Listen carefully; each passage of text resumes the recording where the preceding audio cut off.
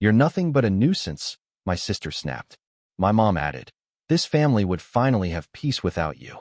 I didn't argue. I just walked out. That was last weekend. Today, I woke up to 21 missed calls.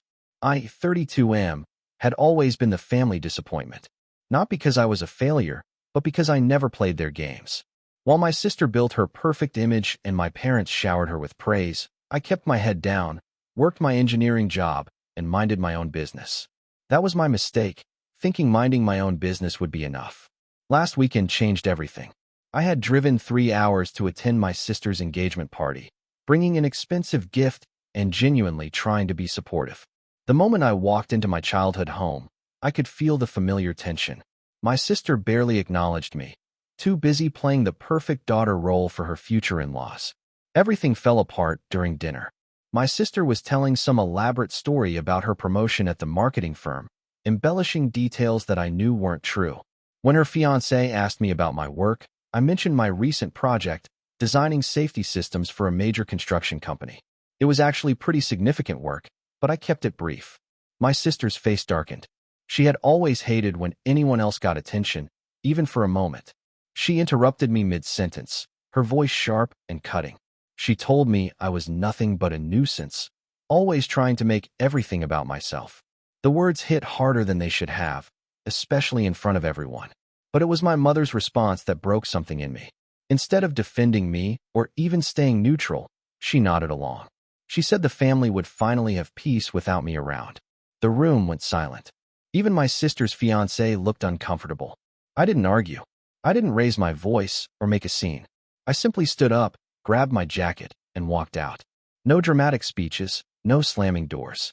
I just left. The drive home was a blur. 3 hours of highway lights and radio static while I processed what had just happened. Not just the words themselves, but the realization that this was how they truly saw me. After 32 years of trying to maintain some connection to my family, they had finally shown me exactly where I stood. I spent the next week in a strange state of clarity. I blocked all their numbers, deleted them from social media, and started making changes I should have made years ago. My lease was up in 2 months anyway, so I began looking at apartments across the country. My company had been wanting me to relocate to their Seattle office, and suddenly that seemed like the perfect opportunity. But I wasn't done. If they wanted me gone, I would give them exactly what they asked for, but not before they understood what they were losing. I had been the family's unofficial IT support for years, managing everything from my parents' online banking to my sister's website for her side business. More importantly, I had access to information they had forgotten I possessed. My sister's perfect image wasn't as perfect as everyone believed. I started with small things. I changed the passwords on accounts I managed and removed myself as the emergency contact for various services. Then I began gathering evidence of things I had kept quiet about for years. My sister's tax irregularities, her inflated resume claims, the fact that her side business was actually losing money despite her claims of success. I wasn't planning to destroy her life, just remove the facade she had built. The truth had a way of revealing itself once you stopped covering for people. Update 1. By Wednesday, my phone started ringing. I had forgotten that several family financial accounts still listed me as the primary contact. When automatic payments failed because I had removed my banking information from their shared accounts, questions started arising. My father called first, confused about why the family phone bill had been disconnected. I let it go to voicemail.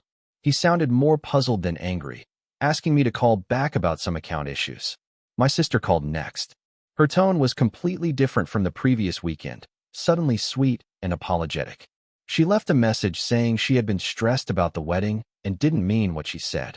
She needed help with her website, which had apparently crashed.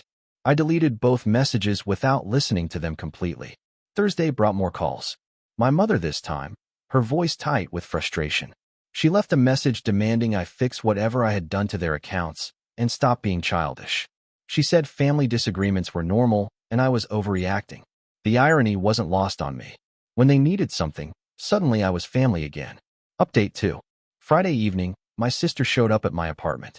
I watched from my window as she knocked repeatedly, then used her phone to call me. I didn't answer the door or the phone. She finally left after 20 minutes, but not before shouting that she knew I was home and that I was being ridiculous. The next morning brought a different kind of call. My sister's fiancé, Someone I had barely spoken to before left a careful message asking if we could talk. His tone was professional, almost legal. That's when I realized my sister had probably told him about some of the financial irregularities that were coming to light. I had underestimated how interconnected their lives were with the accounts and services I had been managing. What I thought would be minor inconveniences were apparently causing significant problems. But I wasn't ready to engage. Not yet. Update 3. Saturday brought a visit from my father. Unlike my sister's dramatic appearance, he simply sat in his car outside my building for 2 hours. I could see him from my window, occasionally checking his phone, but mostly just waiting. Finally, my curiosity got the better of me. I went down to talk to him. He looked older than I remembered, tired in a way that went beyond physical exhaustion.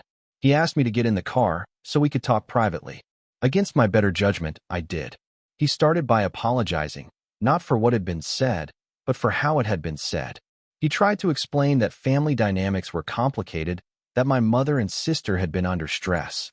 But then he got to the real reason he was there. My sister's business was in trouble. The website crash had revealed some deeper issues with her online presence, and several clients were asking questions about her credentials.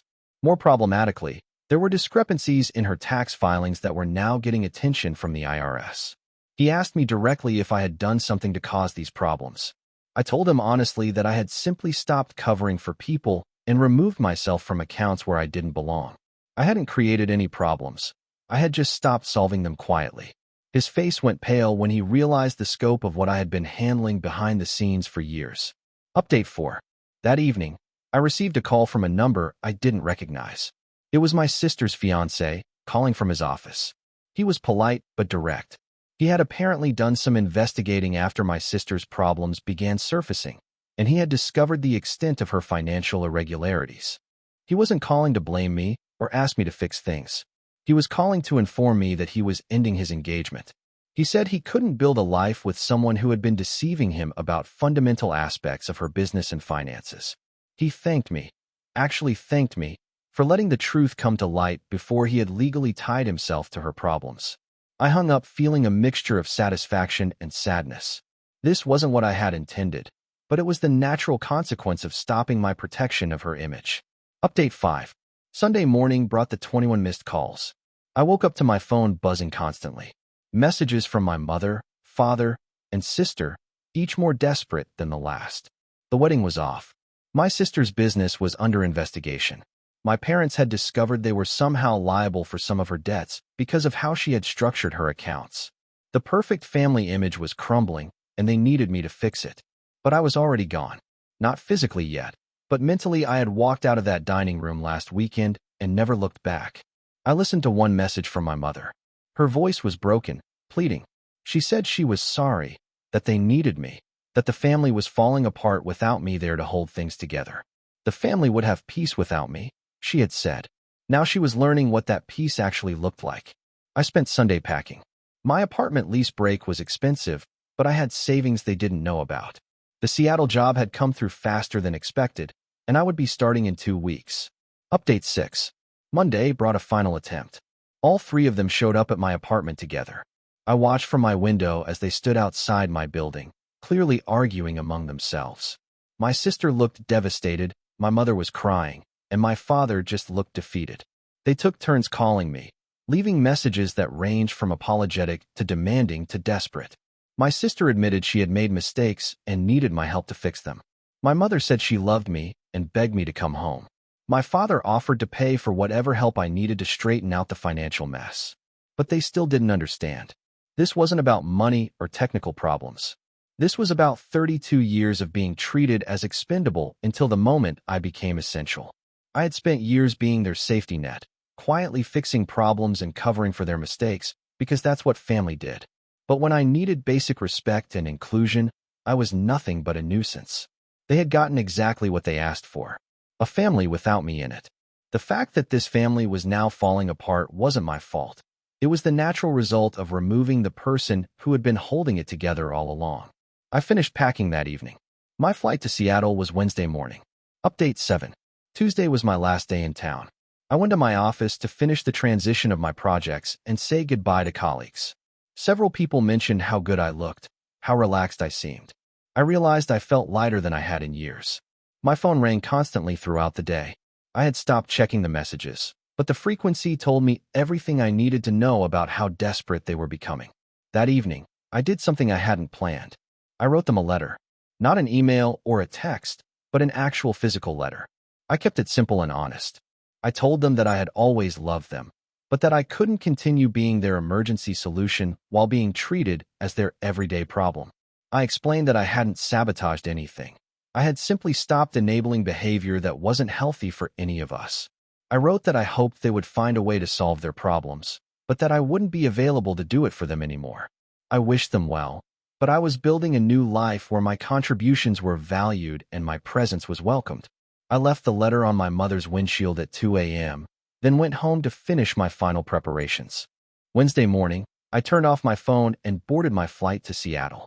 As the plane lifted off, I felt something I hadn't experienced in years: genuine excitement for my future. The family had wanted peace without me.